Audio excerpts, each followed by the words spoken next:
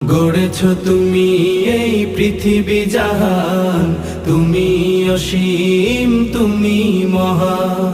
তুমি পৃথিবীর পালনকারী, তুমি প্রভু।